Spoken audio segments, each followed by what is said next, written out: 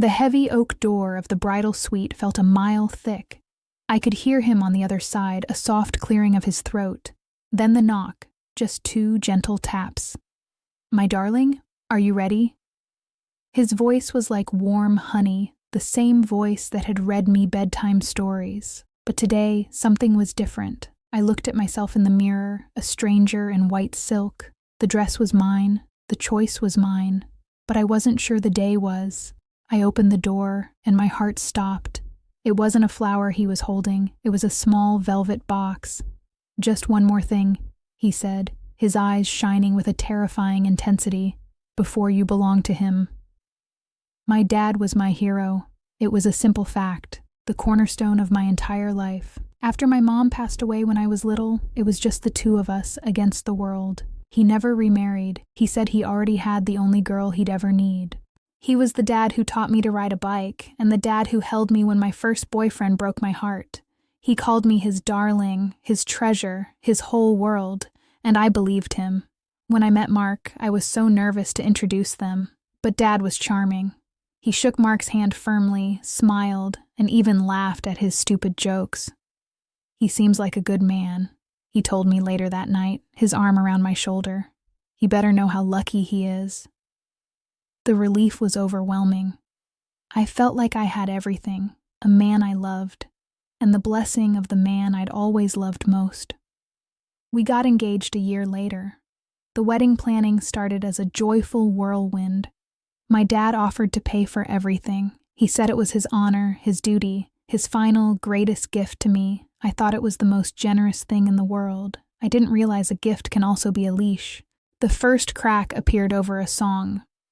Mark and I had chosen a modern acoustic piece for the father-daughter dance. It was ours. It was about new beginnings. I mentioned it to my dad over the phone. There was a pause, a long, cold silence. "Oh," he said, his voice suddenly small, wounded. "I see. I had already picked one out.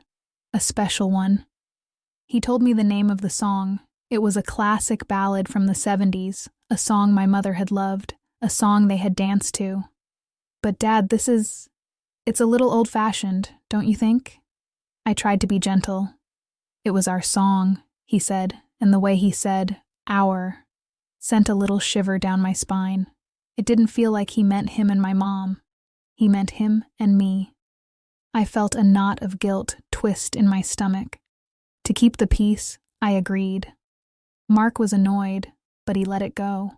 Then my dad started showing up, to the cake tasting, to the floral appointment. He'd just appear, smiling, saying he was in the neighborhood and wanted to see his darling's face. He changed the menu, as a surprise, switching the modern fusion food Mark and I loved to a traditional surf and turf.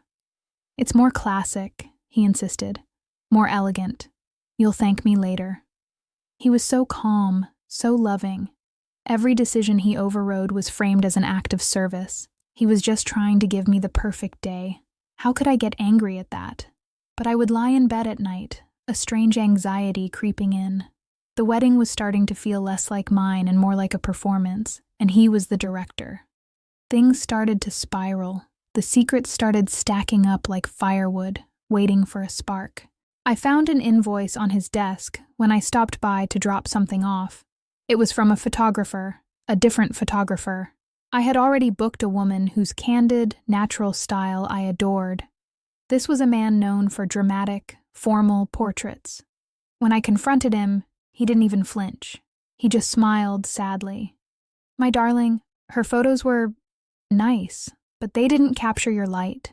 You deserve to look like a queen." He had already paid the deposit, a non-refundable one. Mark was furious. We had our first real wedding-related fight in the car on the way home. The silence was thick and ugly. "This is insane, Lily," he finally said, his hands gripping the steering wheel. "This isn't your wedding anymore. It's his."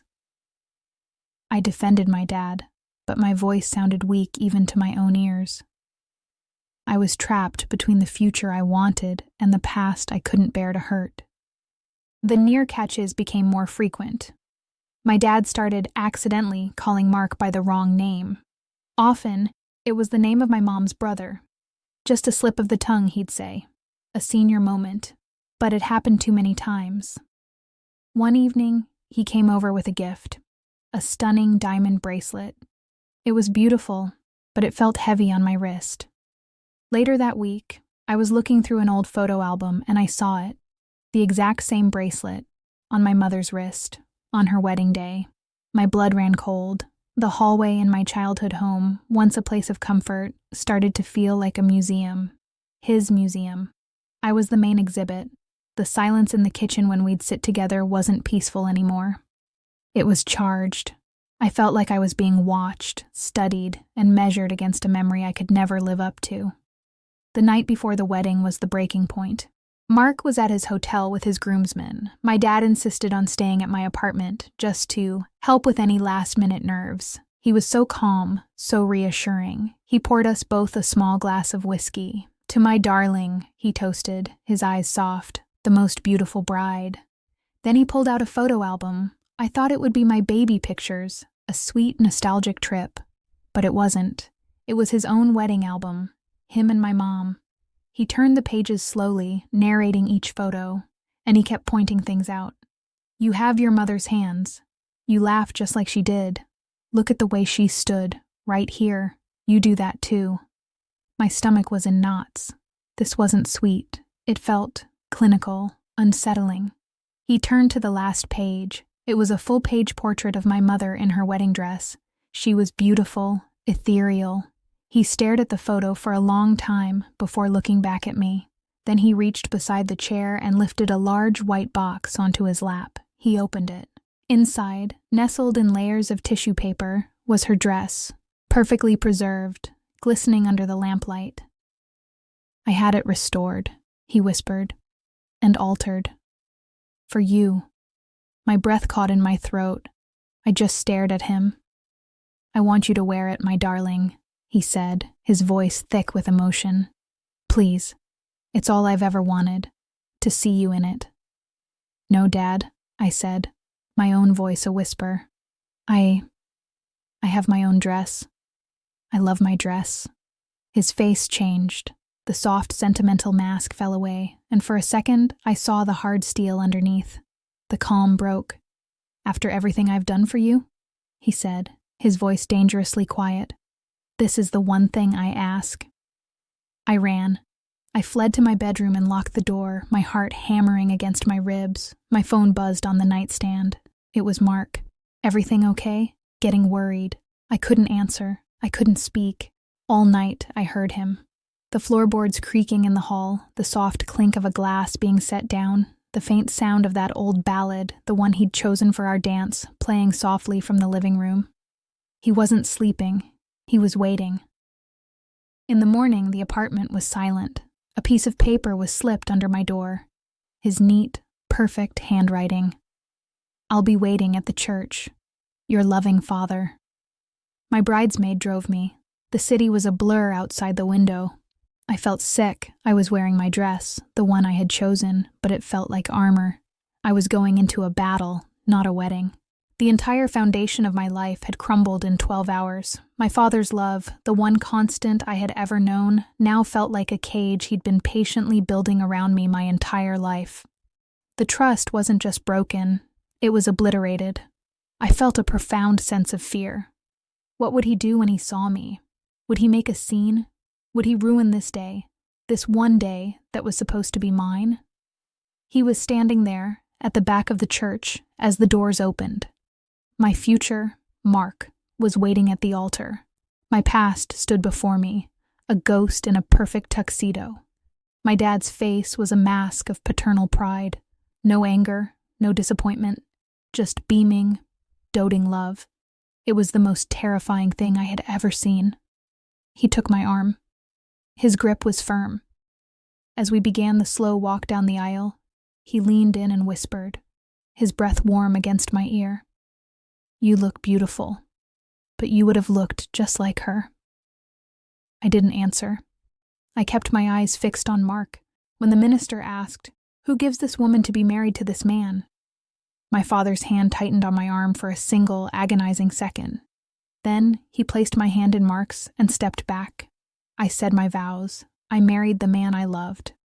At the reception, my dad was the perfect father of the bride. Charming, gracious, smiling. But I couldn't look at him.